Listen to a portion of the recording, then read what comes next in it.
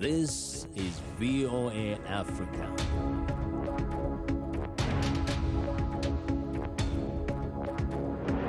Hello, I'm Africa 54 Managing Editor Vincent Makori in for Esther the Uwad. It's Friday, December the 18th. This is Africa 54. Due to the global outbreak of COVID-19, Voice of America is taking every necessary precaution to safeguard its employees. So our broadcast will look a little different today and in the near future as we, out of an abundance of caution, reduce our staffing at VOA headquarters here in Washington.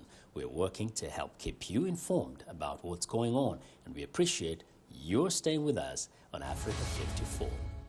We begin our broadcast Friday with good news out of West Africa. The governor of Nigeria's Katsina state says over 340 schoolboys kidnapped a week ago in the northwestern Nigerian state have been caught, recovered. However, not all of those taken have been freed. In a Twitter post, Nigerian President Muhammadu Buhari said, quote, "This is a huge relief to the entire country and international community." He also said the entire country is grateful to Katsina State Governor Aminu Bello Masari, the intelligence agencies, the military and the police force. Many of the boys wearing light green uniforms, clutching blankets, arrived home Friday on buses, looking weary but otherwise well. None of the boys spoke as they walked from the buses flanked by soldiers into a government building. A group of their parents waited to be reunited with them in another part of town.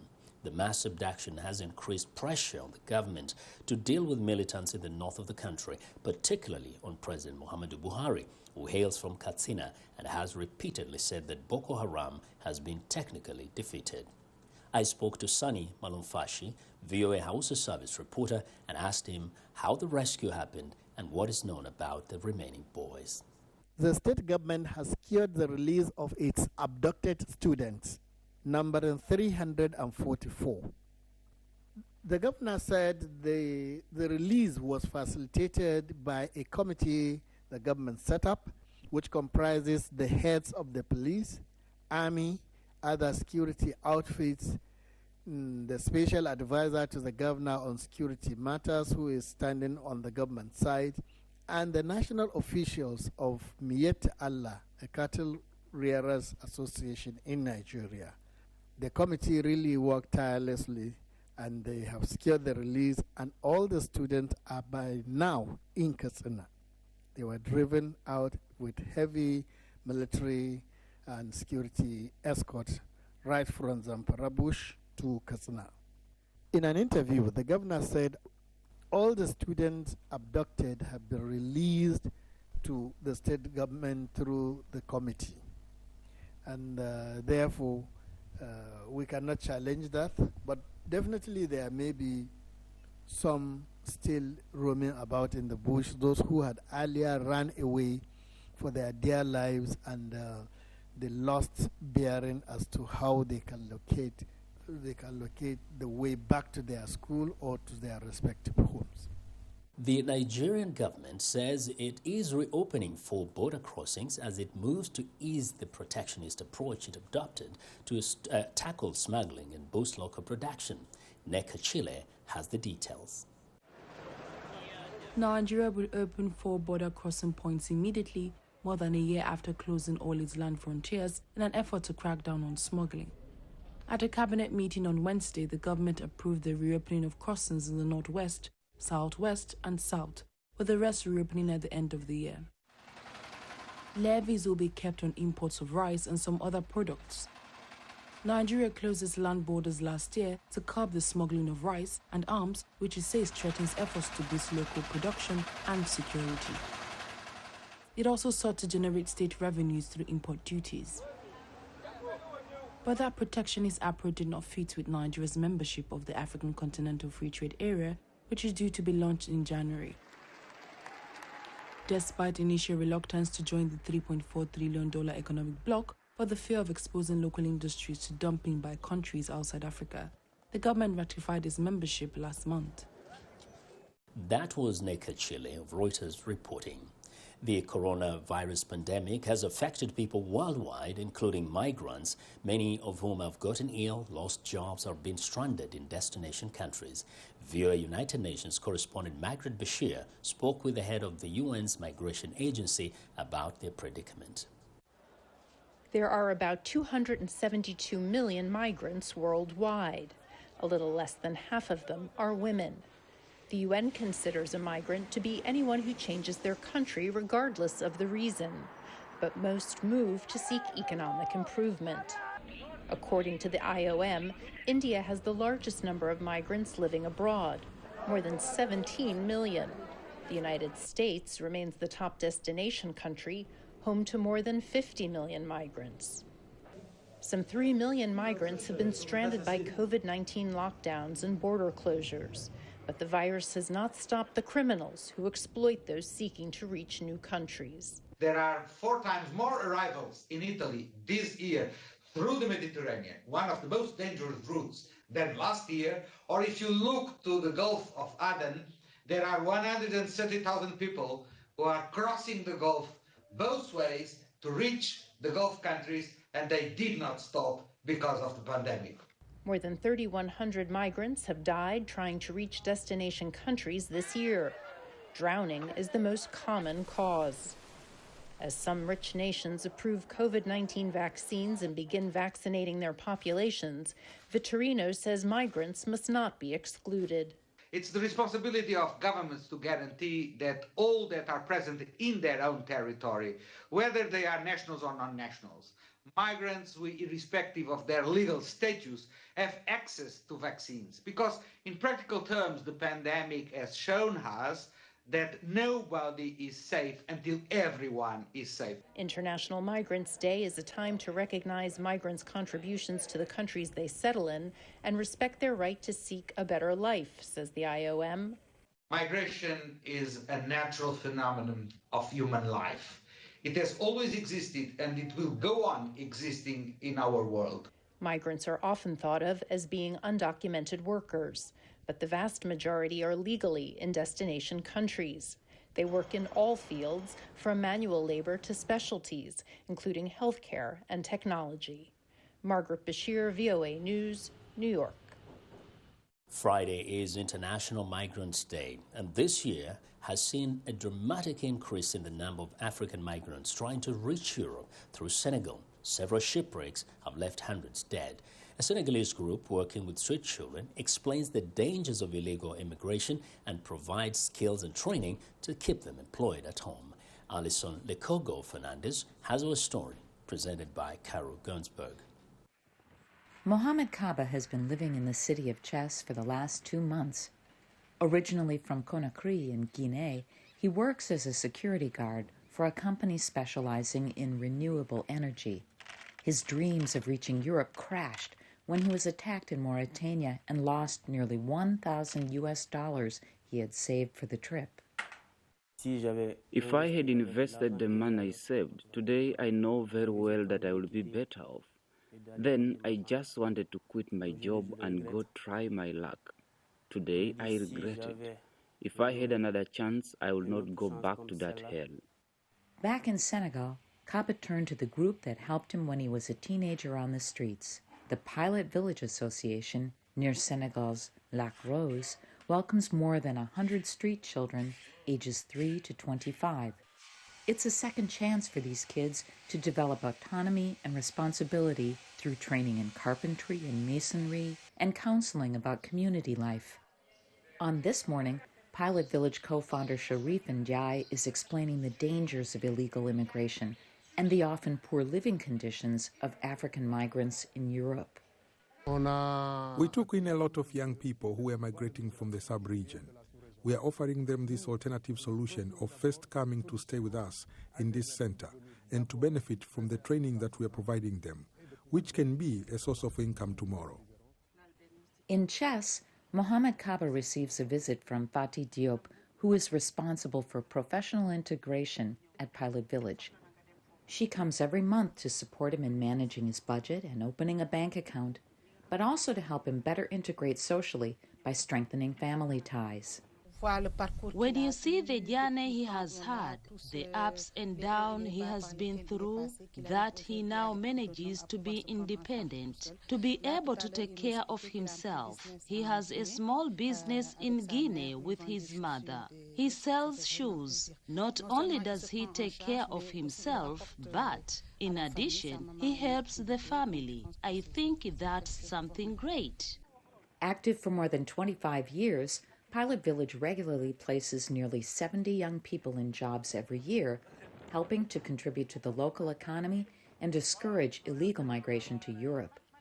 For Alison Lekogo Fernandez in Lac Rose, Senegal, I'm Carol Gunsberg, VOA. The United States is expanding its rollout of the newly approved COVID-19 vaccine to hundreds of distribution centers where thousands of healthcare workers are expected to be vaccinated. VOA's Mariama Diallo has more. Nearly 1,000 doses of the Pfizer-BioNTech COVID-19 vaccine have arrived at Indiana University Health Methodist Hospital in Indianapolis. Hospital Pharmacy Director Tate Trujillo. It's exciting. I mean, this is a light at the end of the tunnel. But getting people vaccinated is challenging, says Trujillo. In the environment that we're in right now, with COVID surge, increased patient volumes, staff being tired, and then saying, oh, by the way, we need to add this on, that's the challenge. Everyone's plate is very full, and then we need to make sure this happens and it happens correctly.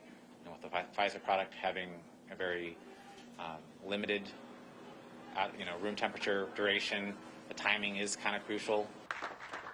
First 60 doses. Dr. Stephen Rumpf was one of the first at the hospital to get inoculated. It has been a long 9 months, is what it's been. It's been a privilege and an honor to be on the front line and take care of people. COVID-19 has killed more than 310,000 people in the United States and infected more than 17 million, overwhelming the healthcare system, inflicting economic pain, and putting millions out of work. The vaccine is the first step toward recovery, say medical experts. We're really so thrilled with how effective this vaccine is and how safe it is. And I think as we get more and more Americans immunized, more and more people around the world immunized, that's what's going to break the back of the pandemic. But there have been a few cases of allergic reactions to the vaccine, including some in Britain and one Thursday in Alaska. The vaccine itself will expire. There are also difficulties involved in distributing the vaccine in remote areas worldwide because of the need to keep the doses in ultra-cold temperatures. Dr. Burak Kazaz, a supply chain expert, explains.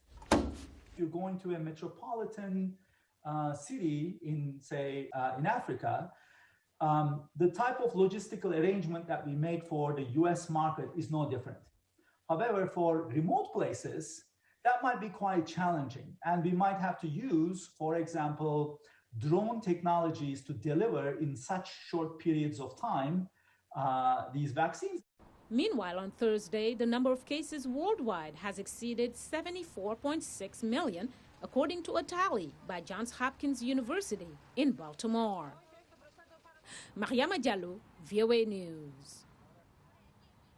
We're excited to hear what you think about Africa 54. Join the discussion on Facebook. The address is Africa 54. We're also streaming our broadcast live on Facebook. Please watch and share our show with your friends. Also, check out our headlines 24/7 on voaafrica.com. Still to come, the final hit from a Malawian music legend. We'll be right back. Health, wellness, sport, beauty, medical breakthroughs. Healthy Living cares about your well-being. What are the main health concerns in Africa and around the world? Find out the latest on coronavirus. Connect with our experts and ask them questions. How long does the virus stay? Join me, Linoch Mudu, in Washington, every week on Healthy Living, right here on VOA.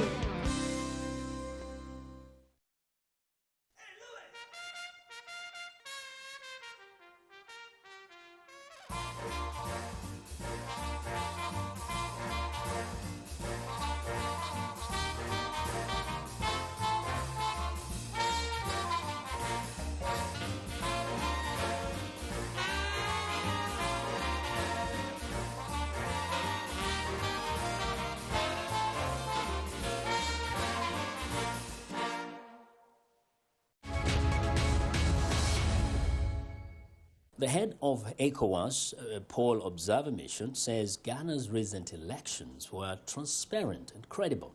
Ellen Johnson-Sirleaf says despite reports of isolated cases of violence, the voters had no problem casting their votes. She also complimented officials of the Electoral Commission, including those at the polling stations, for carrying out their duties professionally. In part 2 of Peter Clode's interview, Sirleaf, the former Liberian president and head of the ECOWAS Election Observer Group, says there are institutions available to resolve any concerns the main Ghanaian opposition leader may have about the outcome of the recent polls. Madam President, accepting the outcome of an election is an integral part of the electoral process. The losing candidate, former President John Dramani Mahama, and his officials have rejected the outcome of the poll, expressing concern about certain figures. How do you think this process should move forward? Of course, the Electoral Commission or electoral laws have a way of addressing them. As a former politician yourself, a stateswoman as well, how do you think this process should move forward in terms of addressing their concerns in the run-up to the formal installation of the second term of Nana Addo Dankwa Akufo-Addo, President-elect of Ghana? Well, let's first say one has a right to question any doubts that one has about election results, particularly if you're a candidate, you have that right.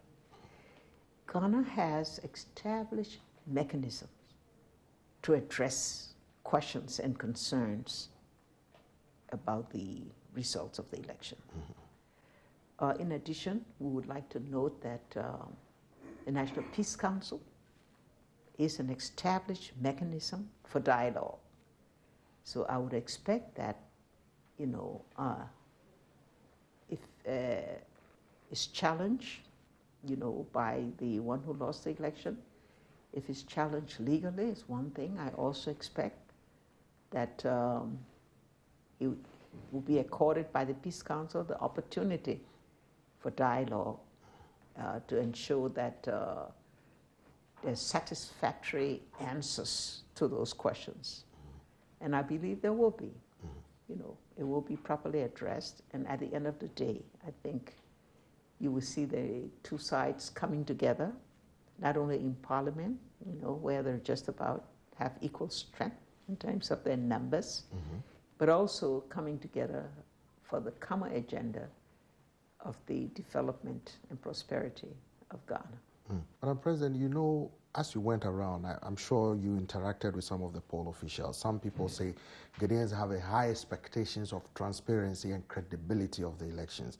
How will you assess how the elections were organized in terms of its transparency and credibility? Look, everything we saw about the process accorded transparency to it. The votes were cast in open spaces where everyone could see how the vote was done. And it was not just polling officers or voters or party agents or security. It was also watched by ordinary citizens. As long as they preserved the distancing, they could watch the process. That's as transparent as it could be. And so, if there were any infractions, I think those were quickly addressed. One or two of them were reported, but they were quickly addressed, either by security, if it meant something that had to do with the use of force or illegal use of something. And it was just something where an honest error here and there, I think it was adjusted. So let's give Ghana the Ghana citizens what they deserve. That first of all, their attitude toward a peaceful election is so appealing, is so applaudable. You know, their participation in the vote with the demeanor of casting their vote and moving away quickly is something that is exemplary. the professionalism of all of those at the polling places is once again something to be applauded. And so I think we should just say to Ghana, thank you for being a model for election. Thank you for this tradition, you know, that is now long-standing, peaceful transfer of power through a transparent, free, fair election process. Let's accord Ghana what they deserve. Let's applaud them. They deserve it. The Ghana citizens. That was VOA's Peter Clotis speaking with former Liberian President Ellen Johnson Sirleaf. Foreign tourists resumed flying into Botswana in November after months of closed borders due to COVID-19. But the coronavirus lockdown has many tourist companies struggling to stay in business. Mkondis Dube reports from Chobe, Botswana. Botswana is one of Africa's prime safari destinations, attracting about 2 million international visitors a year to see the Okavango Delta, a unique wetland, and Botswana's abundant wildlife. Travel restrictions triggered by the pandemic brought tourism to a halt for much of 2020, but there is a glimmer of hope after Botswana's recent decision to allow chartered flights into prime tourist destinations. We still have hope. We're looking forward to the beginning of next year. Hopefully our peak season, which usually starts in March, should bring in some positivity with it. And just hoping that everything normalizes, everything gets back to normal. Some tourism and hospitality workers like Grace Rokoro are now jobless. For the moment, I don't have a hope because I think there's still going to be a big challenge for the freelancers to be called to go and help because they still have those staff. They have been staying home for a long. Her husband, Chibeya Longwani, owns a homemade canoe and used to provide rides to international tourists. So we work with other lodges which give us business. If yes, they're going to get some guests coming. We hope we're going to deserve to have a big smile. Minister of Environment, Natural Resources, Conservation and Tourism Permanent Secretary Udwetsu Koboto says the sector is showing signs of recovery. We have also seen some recovery in the international market, especially after the government started opening up for direct flights. Charter flights. Tourism is Botswana's second largest foreign currency earner and contributes 13% to the Southern African country's gross domestic product. Mkondisi Dube for VOA News, Kasani, Botswana.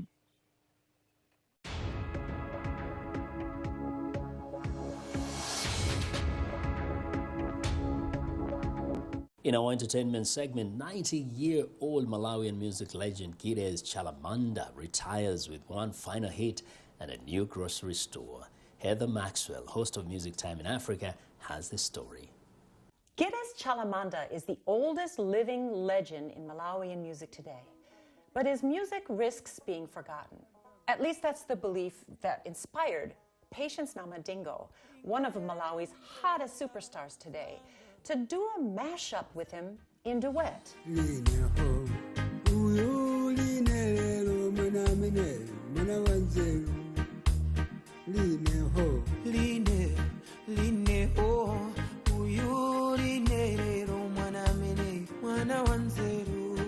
The recording is a huge success, but it also triggered Chalamanda's retirement from music. Here's what happened. Namadingo took the country by storm in 2020 with his reggae mashup idea. He recorded a series of duet mashups with top-name artists all across the country. He chose to feature Chalamanda because he wanted to re-engage him and his music in the hearts and the minds and the ears of today's youthful listeners.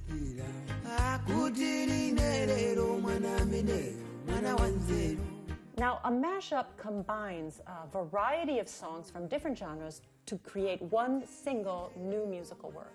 So Namadingo and his team traveled to Chalamanda's home in Chiradzulu district, southern Malawi, to record this mashup. It combines Chalamanda's most popular hits from the 1970s and the 1980s over one easygoing reggae beat. The whole thing is 8 minutes long, but I'll just give you some highlights here. It opens with Line Hu, and that is a song from a father's perspective who sings about how wonderful his daughter is. She's hardworking, she obeys the family, she does things for them, and she is just absolutely the bravest of all.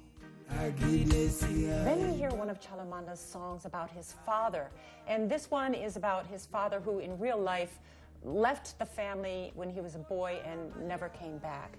Chalamanda had been wondering for years, and he sings in this song, "I wonder if my dad's coming back, I wonder where he is." And then at some point he says to Namadingo, "Wait a minute, I actually know now that my father is dead because I'm 90.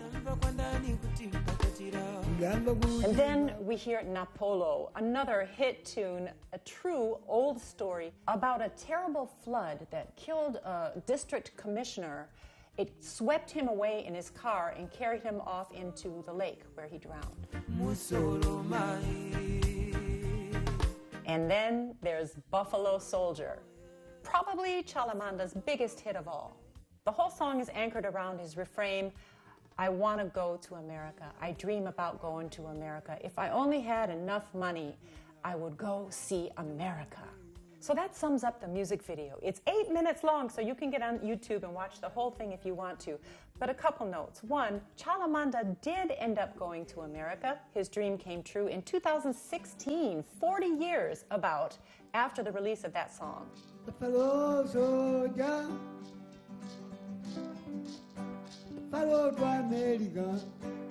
He performed at the Library of Congress in Washington, D.C., and other areas in the Atlantic East Coast. And finally, his retirement. How did Chalamanda end up retiring right after he recorded this successful mashup duet with Namadingo? Here's how. Namadingo is also a humanitarian and a brand ambassador for FDH Bank. He convinced Chalamanda to retire with the promise of a gift from the bank for a grocery store, the only one in his town, worth 2 million kwacha. Well, we wish him a happy retirement and also look forward to hearing his new songs in new versions by new artists in Malawi and who knows, maybe around the world.